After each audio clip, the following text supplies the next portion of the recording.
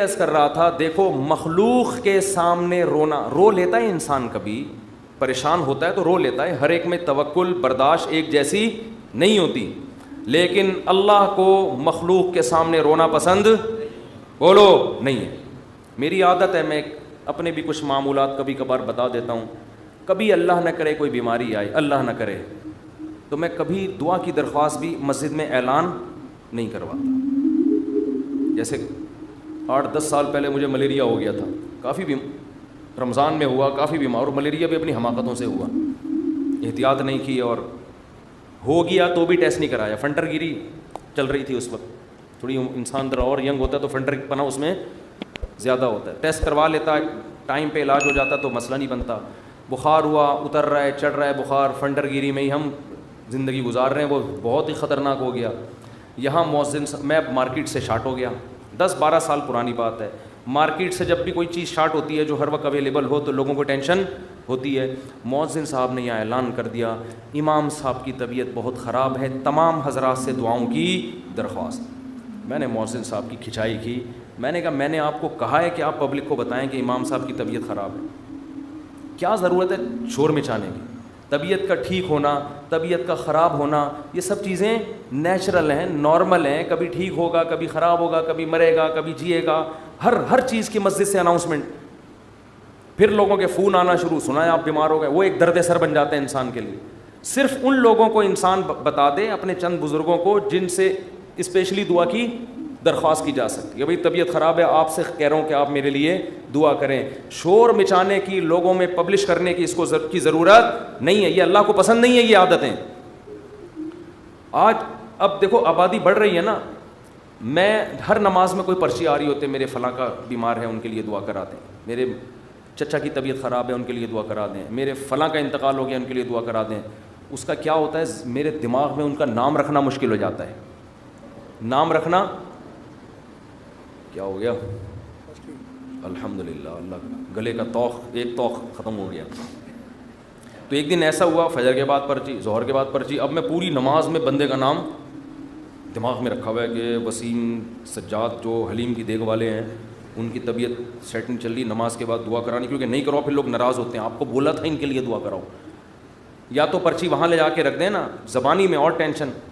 تو ایک دن ایسا ہی ہو گیا، مجھے پاس ایک ظہر میں ایک صاحب آئے کہ جی وہ فلاں کی طبیعت خراب ہے۔ میں نے کہا یار میں ہول سیل کے حساب سے دعا مانگ لوں گا، اے اللہ جس کی بھی طبیعت خراب ہے ٹھیک کر دے یا عافیت سے اٹھا لے، یہ تو نہیں میں نے کہا، خیر ٹھیک کر دے اس کو، اور جو دنیا سے جا چکے ہیں اللہ ان سب کی، یہ تو چلتا رہے گا بھائی، کوئی مرے گا کوئی جیے گا۔ امام کو کیا مرغا بنایا ہوا ہے، کیا بنایا ہوا ہے آپ لوگوں نے امام کو، پورے محلے کی رپورٹیں اس کو، ہر گھر میں وہ فلاں بیمار فلاں۔ میں نے کہا، انہوں نے کہا نہیں، اجتماعی دعا میں یہ ہوتا ہے اللہ ہو سکتا ہے کسی کی سن لے، اللہ ہو سکتا ہے کسی کی سن لے، شاید وہ ادھر کونے میں ایک بندہ بیٹھا ہوا اس کی ٹھا کر کے اوپر۔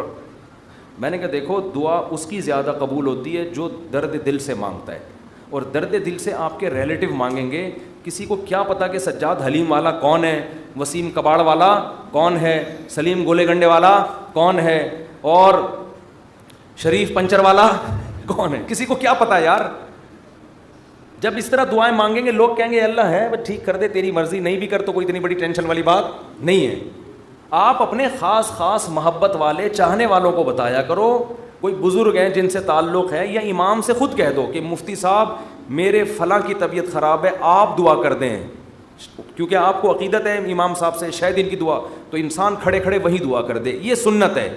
صحابہ نبی کے پاس آ کے یہ نہیں کہتے تھے کہ مسجد نبوی میں فلاں کے لیے دعا کروا دیں، صحابہ یہ کہتے تھے یا رسول اللہ آپ میرے لیے یہ دعا کر دیں، نبی اسی وقت کھڑے کھڑے ان کے لیے دعا کرتے تھے، اور بہت دفعہ سامنے قبول بھی ہو جاتی تھی۔ نبی صلی اللہ علیہ وسلم نے ایک دفعہ ارشاد فرمایا کہ میری امت کے 70,000 لوگ بغیر حساب کتاب کے جنت میں داخل ہوں گے جو اللہ پہ بہت زیادہ توکل کرتے تھے۔ تو ایک صحابی کھڑے ہوئے حضرت عکاشہ مجمع میں، انہوں نے کہا یا رسول اللہ میرے لیے دعا کر دیں، میں بھی انہی میں سے ہوں۔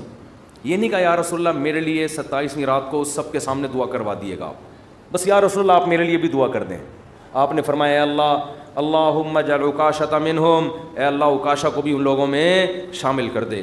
جب حضرت عکاشہ کی دعا نبی نے مانگی صحابہ کو تو جوش پیدا ہو گیا. ایک اور صحابی کھڑے ہوئے, یا رسول اللہ میرے لیے بھی دعا کر دیں کہ اللہ مجھے بھی ان میں سے کر دے. آپ نے فرمایا سبقہ کا بہا عکاشہ, عکاشہ سبقت لے گئے. کیا مطلب, حدیث کا مفہوم کیا ہے کہ اللہ نے یہ فضیلت اس کے لیے رکھی تھی جو اس فضیلت پہ بہت زیادہ حریص ہو, اور یہ حرص عکاشہ میں ہے کیونکہ انہوں نے کسی اور کے کھڑے ہونے کا انتظار نہیں. یہ بذریعہ وہی نبی کو پتہ چلا نا کہ یہ اللہ اسی کے لیے قبول کرے گا جو پہلے نمبر پہ کھڑا ہو کے دعا مانگے گا, دوسروں کے لیے آپشن نہیں ہے. تو نبی سے تو ڈائریکٹ درخواستیں کی گئی ہیں. اس طرح علماء سے کہنا چاہیے کہ حضرت میرے فلاں کا مسئلہ ہے, یہ دعا کرا دیں, یہ کر دیں آپ دعا, تو یہ ٹھیک ہے. لیکن اجتماعی پرچیاں دے دے کے دعائیں کبھی کبھار ٹھیک ہے, اس کا معمول بنانا ٹھیک نہیں ہے. اپنے غم کو کس کے سامنے بیان کریں؟ اللہ کے ساتھ. اس کو پبلش کرنا آج فلاں کے ساتھ یہ مسئلہ مجھے اچھا نہیں لگتا, کبھی ذرا سی طبیعت خراب ہوئی, وہ ملیریا ہو گیا تھا, تو یہاں پھر دعائیں شروع, مفتی صاحب بیمار, مفتی. ابے بھائی اللہ کے سامنے بیان کرو, کیوں پبلک؟ پھر تبلیغ ترس کھا رہی ہے. اچھا نہیں لگتا کہ کوئی آپ پہ آ کے ترس کھائے, بیچارہ کہے آپ کو. لوگ کہیں گے مفتی صاحب بیچارے, مجھے تو اچھا نہیں لگتا بھائی.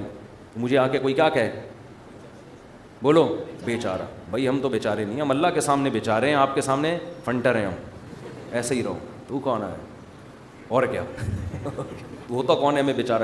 ایک شاعر کا شعر ہے بڑا زبردست, اللہ بچا کے رکھے, استغنا کے ساتھ ہی رکھے, لیکن لوگوں کے سامنے کمزوری ظاہر کرنا. ہمارے فرماتے کوئی دوا بھی کھاتے ہو نا, لوگوں سے چھپ کے کھایا کرو. کوئی بھی دوا کھا رہے ہو, لوگ اپنی بیماری لوگوں کے سامنے ایسے نکلو, یہ کوئی بیماری نہیں, فٹ فاٹ, بے شک چھپ چھپ کے کچھ بھی کھا رہا ہو, ٹھیک ہے نا. لوگوں کے سامنے مت غم کو ظاہر کرو. تو ایک شاعر نے بڑی اچھی بات کی ہے, رہبوتک خیر من رحموتک, کہ لوگ تجھ سے ڈریں. یہ بھی غلط ہے نا, ظالم سے لوگ ڈرتے ہیں نا, لوگ تجھ سے ڈریں, لوگوں کے دل میں تیرا خوف ہو, یہ غلط ہے. لیکن اس سے بہتر ہے کہ لوگ تجھ پہ ترس کھائیں. نہیں آ رہی بات. دیکھو دو غلط چیزیں ہیں, لوگ آپ سے ڈریں, یہ بھی کیا ہے, غلط. یہ تو ظالم ہونے کی علامت ہے نا, ظلم کر رہے ہو آپ, لوگوں کو ڈرا رہے ہو. لیکن اس نے کہا یہ غلط ہے, مگر اتنا نہیں جتنا یہ غلط ہے کہ لوگ آپ پہ ترس کھائیں. یہ زیادہ غلط ہے, یہ آپ کے کمزور ہونے کی, یہ آپ کے بے عزت ہونے کی دلیل ہے. ظالم کی بھی عزت ہو جاتی ہے, ڈر سے ہوتی ہے. مظلوم جس پہ ظلم ہو رہا ہوتا ہے نا, اور وہ رو رہا ہوتا ہے ظالم کے سامنے, اس کی معاشرے میں عزت نہیں ہوتی, اور عزت بڑی چیز ہے. تو ہاں, ہر ایک کو ایک ہی لاٹھی سے نہیں ہانکنا چاہیے, ایک حد تک لوگ برداشت کرتے ہیں, اس کے بعد انسان کے حوصلے پست ہو جاتے ہیں. تو اس لیے ان چیزوں کا معمول ختم کریں. لوگوں کے سامنے مت بتائے کریں یہ ہو گیا فلانا ہو گیا. اللہ کے سامنے روئے انسان, اللہ کے سامنے اپنی حاجت. تو لوگوں کے سامنے اپنا غم بیان کر کے رونے سے عزت بڑھتی ہے یا کم ہوتی ہے؟ کم. اللہ کے سامنے رونے سے, اپنا غم بیان کرنے سے عزت کم نہیں ہوتی, بلکہ اللہ کی نظر میں عزت بڑھ جاتی ہے. ہمارا معاملہ الٹا ہے, پبلک کے سامنے روتے ہیں اور اللہ کے سامنے روتے ہوئے ہمیں شرم آتی ہے.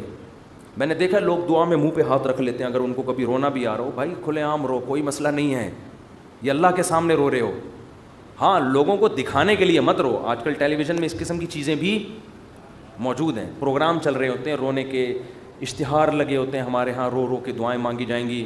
آدمی حیران ہوتا ہے, تم نے پہلے سے اشتہار لگا دیا اور بالفرض تمہیں رونا نہیں آیا تو پبلک کہے گی تم نے اعلان تو یہ کیا تھا رو رو کے دعائیں مانگی جائیں گی, کم بخت رو کیوں نہیں رہا ہے اب تو یہ ناٹک اور یہ ڈرامے اللہ کو پسند نہیں ہے. اور کمال کی بات یہ ہے کہ ہمارے نبی نے فرمایا اللہ سے رو کے دعا مانگو, رونا نہ آئے تو ٹینشن کی بات نہیں ہے, رونے والی صورت بنا لو, انداز رونے والا ہو, اسٹائل رونے والا ہو, جیسے بھکاری مانگ رہے ہوتے ہیں.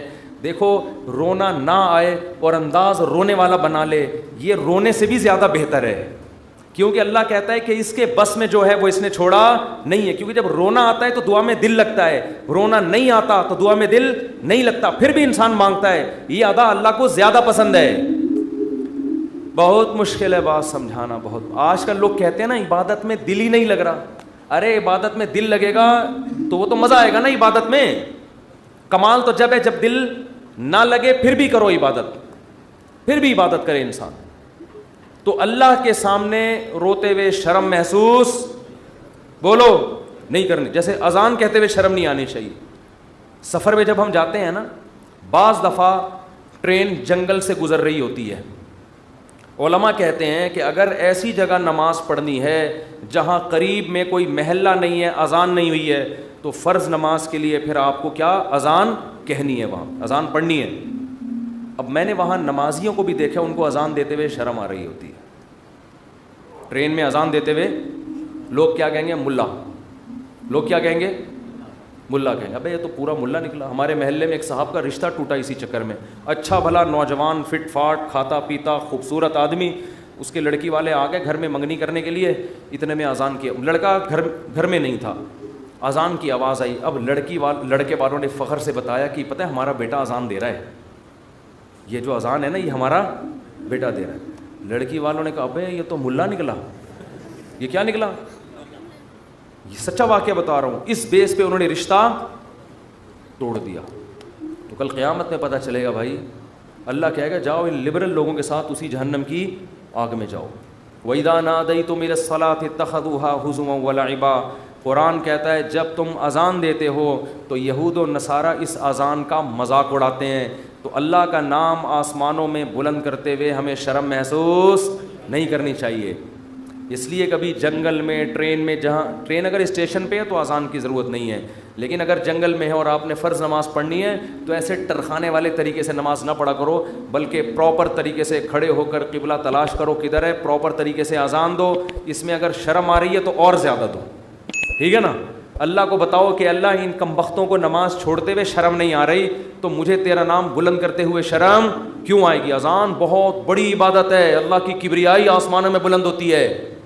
اور ایک بات اذان پہ آئی ہے تو یہ بھی بتا دوں, اذانیں بہت لمبی کھینچنا یہ سنت نہیں ہے. آج کل اذان شروع ہوتی ہے, اللہ وہ اتنا کھینچتا ہے اذان کو, اتنا کھینچتا ہے. یہ مد کہیں بھی ثابت نہیں ہے اذان میں. دیکھو اللہ اکبر میں جو الف کی مقدار ہے نا, اللہ, یہ اللہ ہی ہے بس, اللہ نہیں ہے کہیں بھی. تجوید کی روح سے ادھر مد بنتا ہی نہیں ہے. ہاں جب آپ کہتے ہیں حی علی الصلاح تو یہاں مد ہے, صلاح کو کھینچ سکتے ہیں, حی کو نہیں کھینچ سکتے. حی علی الصلاح, لوگ کیا کریں حی علی الصلاح, عجیب عجیب اذانیں ہو رہی ہیں. ایک دفعہ ہم کہیں گئے نماز پڑھنے کے لیے, تو اذان جب شروع ہوئی نا تو وہ کہنے لگے ایسے اسٹائل میں اذان کے, میں ابھی بتاؤں گا تو پھر وہ میم بن جائے گی اس پہ, تو بس وہ خود ہی سوچ لیں. ہم لڑکے بیٹھے تھے, ہم کو ہنسی آنے لگی. ہم نے کہا یہ کیا کر رہا ہے, پتہ نہیں اذان دے رہا ہے کیا کر رہا ہے. ایک امام نماز پڑھا رہے تھے, السلام, پوری نماز صحیح پڑھائی. جب وہ سلام پھرنے لگے تو السلام علیکم ورحمۃ اللہ. ہم نے کہا یار اچھا بھلا السلام علیکم ورحمۃ اللہ پڑھ رہے تھے, السلام علیکم ورحمۃ اللہ کر کے ادھر گھما. عجیب, نہ قرآن سیکھتے ہیں نہ اذان سیکھتے ہیں. جس کو کھڑا کر دو لے جا کے بس وہ شروع کر دیتا ہے. ایک امام کے پیچھے ہم نے نماز پڑھی دیہات میں, وہ پوری سورہ فاتحہ غلط پڑھ رہے تھے, لیکن ان کو توئیں پڑھنا آتا تھا بس. انہوں نے نورانی قاعدے میں توئیں کا لفظ اچھی طرح سیکھ لیا تھا. تو ہوتا ہے, یہ تا نہیں ہوتا. باقی کچھ سیکھا نہیں انہوں نے. اب وہ نماز پڑھا الحمدللہ رب العالمین, حمدو کو پڑھ رہے ہیں حمدو, ہم نے برداشت کر لیا. اہدنا الصراط, سواد نہیں نکل رہے, لیکن جہاں تو آئے گی نا کہتے ہیں اہدنا الصراط المستقیم. ٹھیک, ہم کہہ رہے یار پورا غلط پڑھ رہے ہوتے ہیں, لیکن جہاں توئیں آتی ہے ایک دم, تو یہ چیزیں سیکھنے کی ہیں بھائی. اتنا موٹا موٹا قرآن یا موٹی موٹی اذان ہر مسلمان کے لیے سیکھنا ضروری ہے. تو اذانوں کو بہت زیادہ کھینچا نہ کریں. ایک تو خلاف سنت بھی ہے, دوسرا لوگوں سے پھر ادب نہیں ہوگا اذان کا. اذان کے وقت خاموش رہنا چاہیے, اذان کو غور سے سننا چاہیے. جب آپ اتنی لمبی کھینچو گے اذان تو پھر کہاں اس کا ادب ہوگا, کافی ٹائم لگ جاتا ہے اس میں. مختصر اذان دے, مختصر, اللہ اکبر اللہ اکبر, پھر اللہ اکبر بس. اشہد ان لا الہ الا اللہ, لا پہ مد ہے, الہ پہ نہیں ہے. نہیں آ رہی بات. ہم ایسے ہی اذان دیا کرتے تھے. لوگ کہتے ہیں حرم میں اتنی لمبی اذانیں ہو رہی ہیں, وہ حرم کا ماحول ہے, ایک حرم کی ایک برکت ہے, وہاں لمبی اذان ہی تو سننے کے لیے جاتے ہیں لوگ. بہت سے عرب علماء کو اس پہ بھی اشکالات ہیں. بہت سے عرب تو کہتے ہیں یہ حرم میں بھی جو اتنی لمبی ہو رہی ہے یہ خلاف سنت ہے, لیکن وہ تو حرم کا معاملہ ہے, ان کو اپنے حال پہ چھوڑ دو. وہ پھر بھی وہاں مسئلہ یہ ہے کہ وہاں کا تو ماحول ہی ایسا ہے نا. نارملی جب آپ اذان دیں تو اتنی لمبی اذان نہیں ہونی چاہیے کہ لوگوں کے لیے اس وقت خاموش رہنا, اس کا ادب کرنا ایک آزمائش بن جائے. اور پھر اسپیکر اتنے بھاری بھرکم نہیں ہونے چاہیے کہ اس اذان سے لوگوں کے کان کے پردے پھٹنا شروع ہو جائیں. اس سے لوگ پھر ان شاعر اسلام کی عزت کرنے کے بجائے توہین کرنا شروع کر دیتے ہیں. خاص طور پہ غیر مسلم ممالک میں جہاں آپ کو کوئی اذان کی پرمیشن دے دے تو اعتدال سے اذان دیں, ان کے آرام کا خیال رکھیں. تو جلدی سے میں یہ بات کو ختم کروں. دیکھو, دعائیں مانگنے میں شرم اور عار محسوس نہ کرو. اللہ کے سامنے گڑ گڑانے میں شرم اور عار محسوس نہ کرو, اس کا معمول بنا لو. حضرت عمر فرمایا کرتے تھے کہ میری دعا قبول ہو رہی ہے یا نہیں, مجھے اس سے غرض نہیں ہے, مجھے اس سے غرض ہوتی ہے کہ مجھے دعاؤں کی توفیق مل رہی ہے کہ نہیں مل رہی. تو جتنی دعائیں, ڈاکٹر ٹھیک کرے گا, جا مانگ ڈاکٹر سے, میری مرضی میں ٹھیک کروں نہ کروں, لیکن تو نے یہ بتا دیا ہے کہ تو مجھے اپنا محتاج, تو اپنے آپ کو میرا محتاج نہیں سمجھتا. تو نے اپنے عمل سے یہ ثابت کر دیا ہے کہ تو اپنے آپ کو نہیں سمجھتا کہ میں اللہ کا محتاج ہوں. تو نہیں سمجھتا کہ اللہ سب کچھ کر سکتا ہے. اس لیے اللہ کی نظر میں دعا کی ویلیو ہے. اگر آپ کا کوئی مسئلہ اٹکا ہوا ہے اور آپ اس کے اسباب اختیار کرتے ہو, دعا نہیں مانگتے, اللہ کہتے ہیں تیرا یہ خیال ہے کہ مسئلے میں دور نہیں کر سکتا, مسئلے تیرے گورنمنٹ دور کرے گی. یہ تکبر ہے جو آپ کو سزا کا ذریعہ بنے گا اور برکتیں چھین لے گا آپ کی زندگی سے. اس لیے قرآن کے الفاظ دیکھو, وقال ربکم ادعونی استجب لکم. اللہ کہتے ہیں کہ مجھ سے دعا مانگو, میں تمہاری دعا کو قبول کروں گا. ٹھیک ہے بھائی, یہ آپشن ہے نا. آپ بتاؤ جب کوئی گورنمنٹ کسی کو کوئی آپشن دیتی ہے یا کوئی بینیفٹس دیتی ہے تو گن پوائنٹ پہ تھوڑی دیتی ہے. بھائی گورنمنٹ نے یہ کہا کہ قرضہ ملے گا بغیر سود کے, غریب لوگوں کو چاہیے اپنا مکان بنائے, یہ کہے گی نا گورنمنٹ. آگے دھمکی تو نہیں دے گی, جس نے قرضہ نہیں لیا نا ہم سے مکان بنانے کے لیے اس کو شوٹ کر دیا جائے گا. ایسی دھمکی دے گی کبھی؟ تو یوں ہی کر دو اگر منہ سے نہیں نکل رہا کچھ. دھمکیاں دے کے کبھی کسی کو کوئی سہولت دی جاتی ہے؟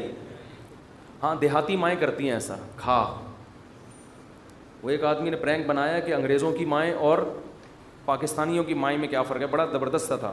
انگریز کی ماں کھانا لا کے رکھ دے گی, کھانا ہے کھا, نہیں تو یہاں سے دفع ہو جا. ٹھیک ہے نا.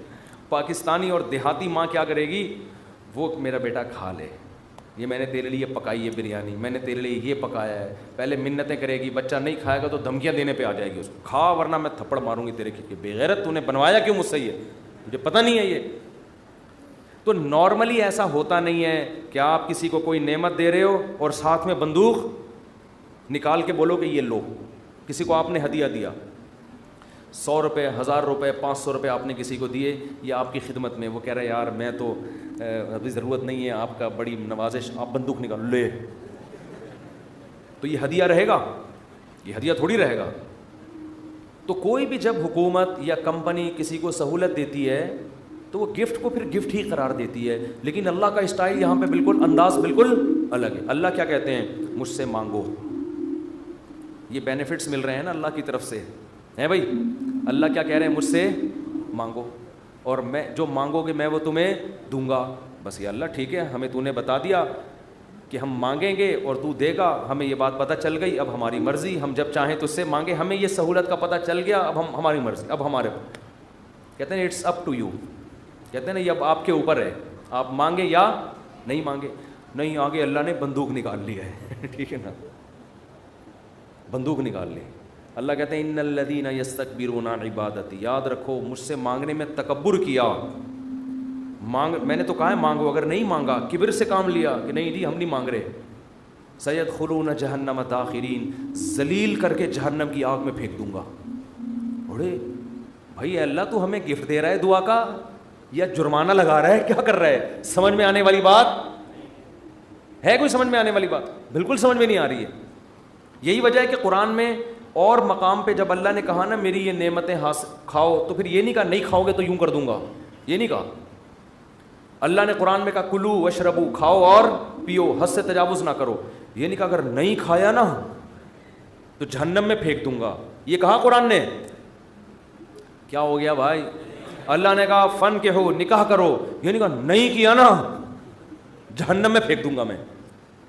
بشرطے کہ گناہ سے بچے انسان. گناہ کرو گے پھر تو جاؤ گے جہنم میں.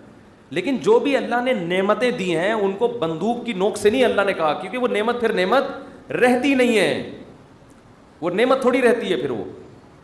لیکن یہاں اللہ کیا کہہ رہے ہیں, مجھ سے مانگو میں تمہیں دوں گا. ہم خوش ہو گئے, زبردست اللہ کی طرف سے انعام مل گیا, ٹھیک ہے جب سہولت سے ٹائم ملے گا تو مانگ لیں گے, موڈ ہوگا. اور نہیں بھی مانگا تو اللہ نے بس ایک آپشن دیا ہے کہ مانگو گے تو ملے گا. لیکن اللہ نے کیا کیا, انداز دیکھو, کہا کہ اگر نہیں مانگا تو جہنم میں ذلیل کر کے داخل کر دوں گا.